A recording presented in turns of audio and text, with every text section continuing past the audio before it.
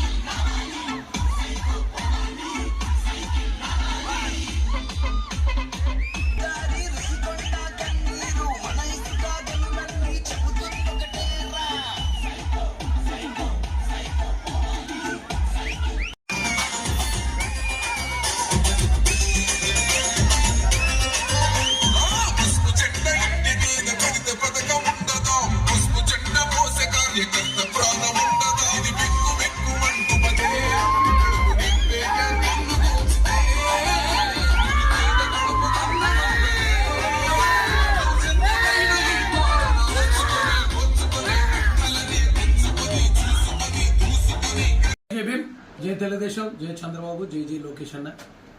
ఈరోజు తెలుగుదేశం జనసేన ఉమ్మడి జాబితా రిలీజ్ చేయడం జరిగింది. పెద్దలు గౌరవనీయులు శ్రీ నారా చంద్రబాబు నాయుడు గారు, శ్రీ కొణిదెల పవన్ కళ్యాణ్ గారు ఇద్దరు ఈ రోజున ఆ లిస్ట్ అనౌన్స్ చేయడం జరిగింది.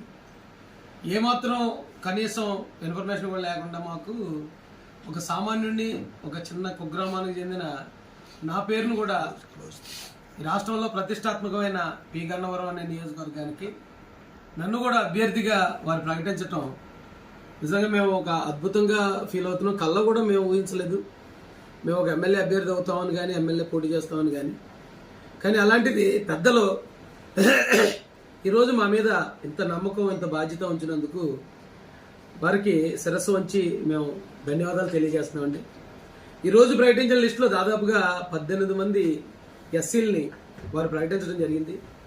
మేము 2019లో జగన్మోహన్ రెడ్డిని గెలిపించడానికి ఎస్సీలంతా 80-85% అతనికి ఓట్లేస్తే మా మీద కేసులు పెట్టాడు, మమ్మల్ని జైలుకి పంపించాడు, మా పిల్లలకి శిరోమండనాలు చేయించాడు, మా అన్నదమ్ముల్ని చంపించాడు, శవాలని రోడ్ల మీద విసిరించేశాడు, మాకున్న 27 పథకాలని రద్దు చేశాడు, మా అసైన్ భూములు లాక్కున్నాడు. అంత అవమానించిన మేము నమ్మిన జగన్మోహన్ రెడ్డి ఒక పక్కుంటే చంద్రబాబు నాయుడు గారిని ఓడించడానికి పనిచేసిన మమ్మల్ని ఈ రోజున ఆయన అందరం ఎక్కించారు. మమ్మల్ని ఒక ఎమ్మెల్యేగా పోటీ చేసే స్థాయి సామాన్యులుగా ఆయన ఇవ్వటం అనేది ఈ రోజున పొత్తులో సీట్లు అంటే 100 కోట్లు ఇవ్వడానికి సిద్ధంగా ఉంటారు. అలాంటప్పుడు ఏ విధమైన ఆర్థికంగా కానీ లేదా ఇంతకుముందు రాజకీయ పరంగా మా కుటుంబాల్లో ఎవరు పెద్ద పెద్ద నాయకులు లేరు. అలాంటి సామాన్యులను ఎంపిక చేసి ఈరోజు చంద్రబాబు నాయుడు గారు, పవన్ కళ్యాణ్ గారు వారి గొప్పతనాన్ని చాటుకున్నారు. ఈ రాష్ట్రంలో ఉన్న ఎస్సీ బీసీ మైనార్టీ వర్గాల తరపున మేము ఖచ్చితంగా తెలుగుదేశం జనసేన పార్టీల రుణాలు తీర్చుకుంటాం.